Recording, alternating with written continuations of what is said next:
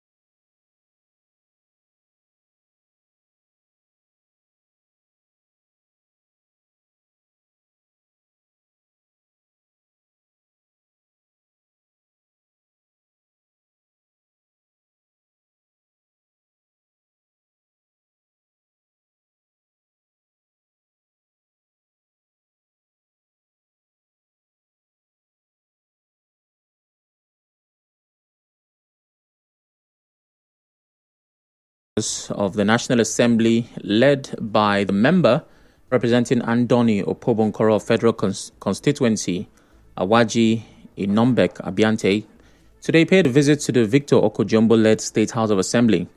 It comes 1 week after some lawmakers from the Rivers State Caucus of the National Assembly, led by Senator Barry Mpigi, paid a visit to Martin Amaewhule-led State House of Assembly. Other National Assembly members who visited the Martin Amaewhule-led Assembly are the member representing Obiakpor Federal Constituency, Kingsley Chinda, the member representing Kanagokana Federal Constituency, Dumna Mene Deko, Felix Nweke, Victor Obuzo, Blessing Amadi, Cyril Hart, and Senator Allwell Onyeso. This is as both factions of the Rivers State House of Assembly have continued to assert their legitimacy. Speaking during today's visit, Speaker of the Pro-Fubara Rivers House of Assembly, Victor Okojumbo, says the Constitution cannot be amended to accommodate Martin Amaewhule and 26 other lawmakers. He says Mr. Amaewhule and the other 26 lawmakers forfeited their positions after defecting from the PDP to the APC. We will continue to stand on the rule of law. The 27 former lawmakers are gone. That is the position of the law. The Constitution of the Federal Republic of Nigeria as amended cannot be changed because the 27 members loyal to their godfather in Abuja decided to defect, which of course was done on their own volition. So this is us telling Rivers people, continue to remain calm. Ms. Okojumbo said the state executive and legislative arm are too focused to be distracted. The government of Rivers State is too focused on developing our people. His Excellency, the Executive Governor of Rivers State, is too focused on delivering his mandate to Rivers people. We, as elected lawmakers, are also too focused to delivering that vision that we owe our people. We will continue to stand on the truths. In his remark, the leader of the Rivers State Caucus in the National Assembly, Awaji Inombeng Abiante, said the action of Martin Amaewhule and others to deny their defections is a waste of time for enlightened Nigerians.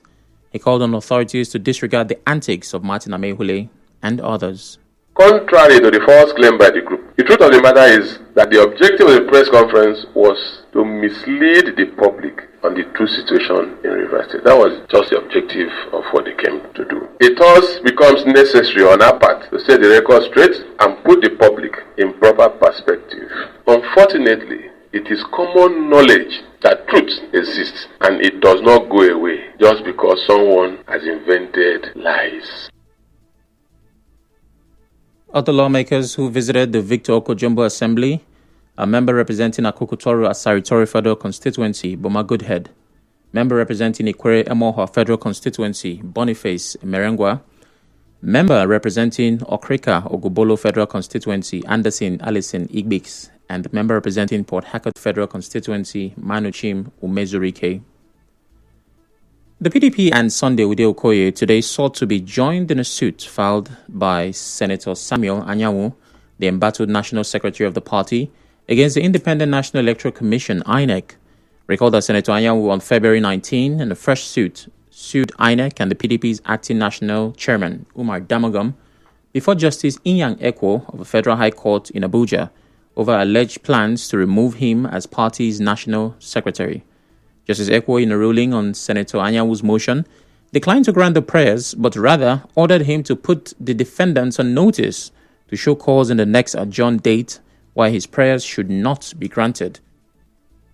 When the matter was called today, INEC was represented by Ahmed Mohammed and no lawyer appeared for the PDP national chairman.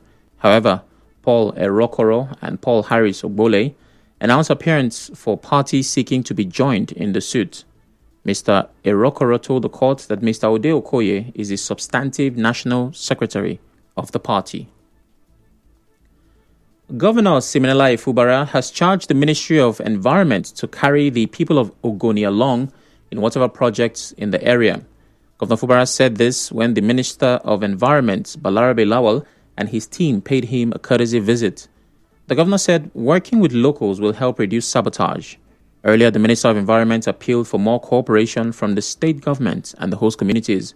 The minister said they were in the states to commission some projects in Ogoni land.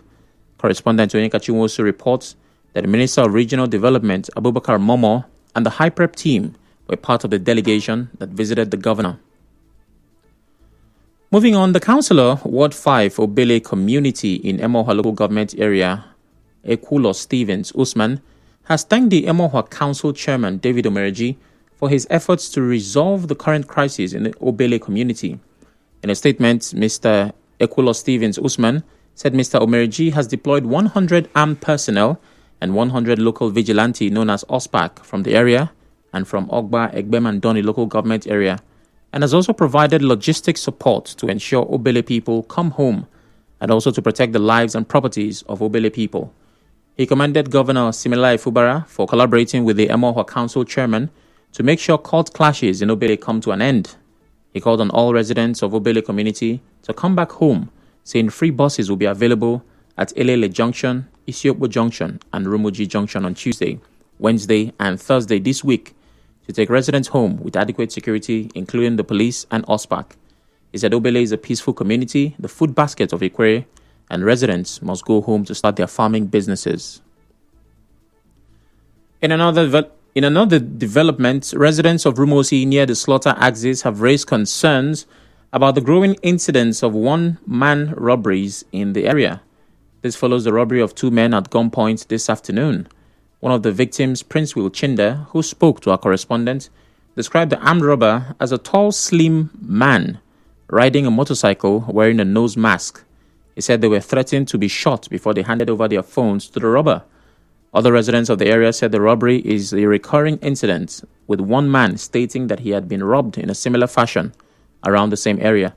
These residents are now calling on the police to increase their security patrols around that area to make it safer both night and day.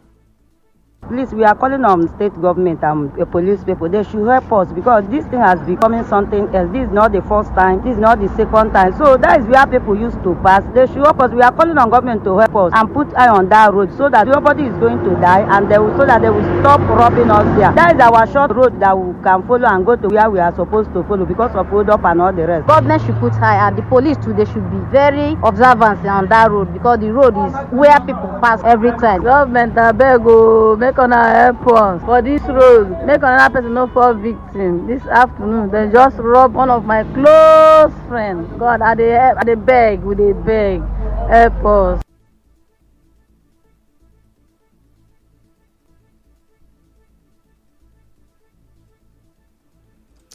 In the meantime, the Inspector General of Police, Kayode Egbetoku, has mandated all commands of the Nigeria Police Force to implement a comprehensive action plan aimed at reducing crime rates by 50% in 2025.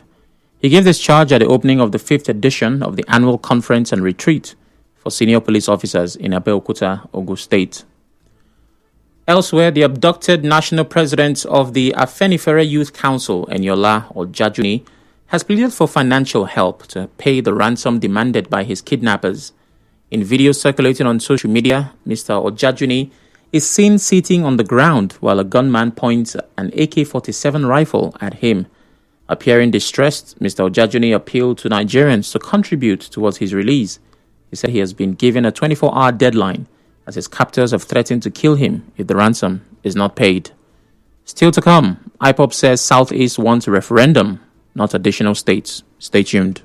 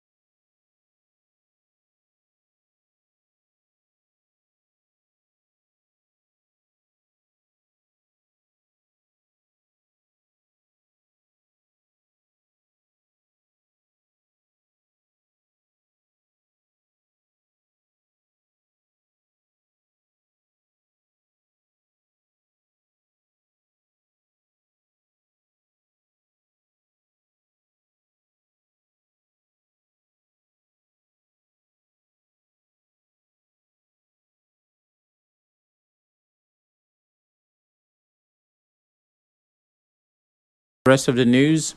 The indigenous people of Biafra, IPOB, has kicked against the proposed creation of additional states, adding that the Southeast is only interested in a referendum to determine their exit from Nigeria and not additional states. In a press statement today, the IPOB spokesman, Ima Powerful, said the group is against the creation of new states because the existing states are bankrupt and not functioning properly. Mr. Powerful insisted that what they want is an exit from Nigeria in a peaceful and democratic way. The Labour Party councillor candidate for Falga Ward 8 in the last Rivers State local government election, Mr. Victor Chinda Kalabo, has urged Governor Siminalayi Fubara to address the flooding crisis in Rumukalabo.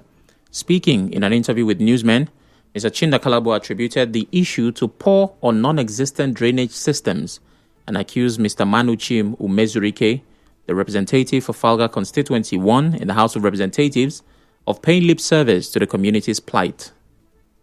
The whole of Rumukalabo is flooding and the people are suffering. When it's raining, people are carrying their loads on their head. We need to expand the drainages. Some of them are blocks. Look at what we are passing through now. This is a clear example for everyone to know that the House of Rep member, Honorable Manuchim, is a failure to Rumukalabo because the people of Rumukalabo have been looking for market since 1999. We have been praying and looking and seeking for when our son will hold a very vital position in the government, which unfortunately our son is now a House of Rep member, but he cannot help the community. Mr. Chinda Kalabo also appealed to the governor to extend infrastructural development to Rumukalabo, emphasizing the urgent need for a market and a standard school. We need the governor of Rivers State to come and help us. Number one, building a market for us because the women of Orochiri Ward 8 through Rumukalabo have been crying. They don't have a market. We need the governor to come and help us by building a market for us. We also need the governor to help us and tackle our water crisis. Our drainages are bad. We have been suffering from flood and other things. We also need the governor to come and help us by giving us a school. If it's possible for the governor to give us a school. But my main problem now is the market and the drainages. That's our major problem now. In other news, the Nigeria Info FM's radio debate tournament for teens, I Beg to Differ, Season 4, wrapped up today's segment with two exciting debates on Nigeria Info FM. In the first debate, Clifford Mary Jane and Vera Anyi debated on the topic, is it acceptable to prioritize ethnic interests over national concerns?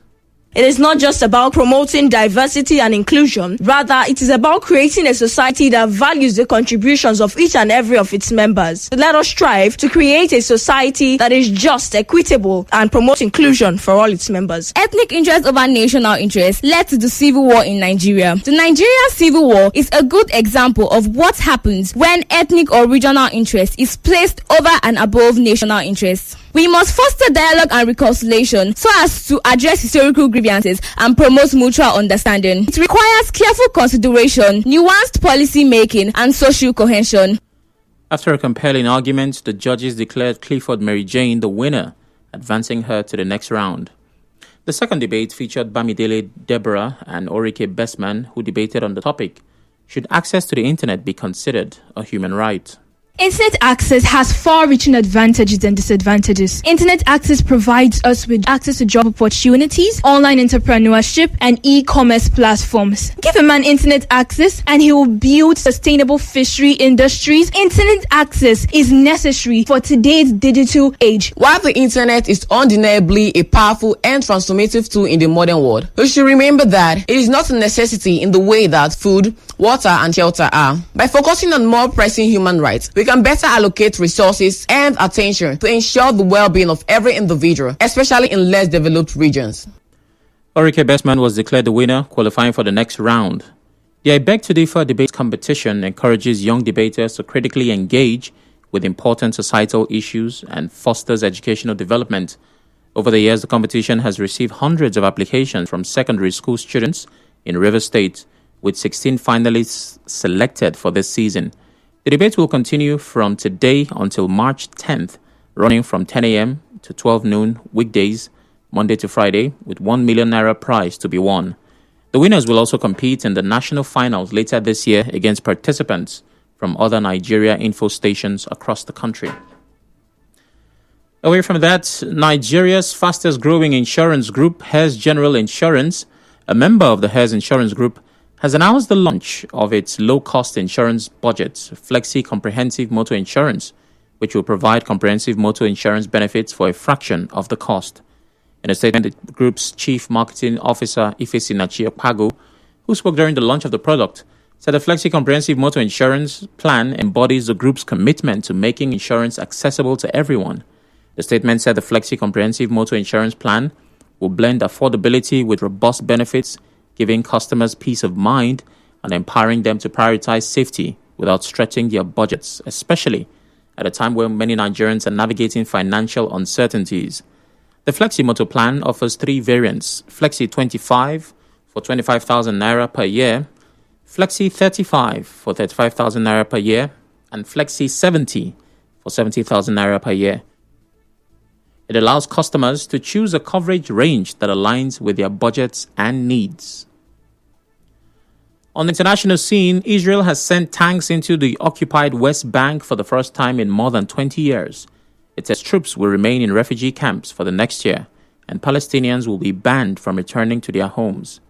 Hamas official Bassem Naim tells Al Jazeera, "It's clear Israeli Prime Minister Benjamin Netanyahu is intentionally sabotaging the Gaza ceasefire deal." The Palestinian group says it will not engage in further ceasefire discussions until Israel releases 620 Palestinians who were supposed to be freed on Saturday. On the news this evening, you heard the Rivers National Caucus says there is no comeback for Martin Amaewhule, 26 other lawmakers following their defection. The PDP and others today sought to join the embattled PDP National Secretary Anyawu's suit against INEC and its national chairman. IPOB says the Southeast wants referendum and not additional states. And on the foreign scene, Israel has deployed tanks in occupied West Bank and will target refugee camps. The news was edited by Martha Okere. To reach the news team, send an SMS or WhatsApp to 0808 721 7215. I'm Sam Kinedu. Thanks for listening.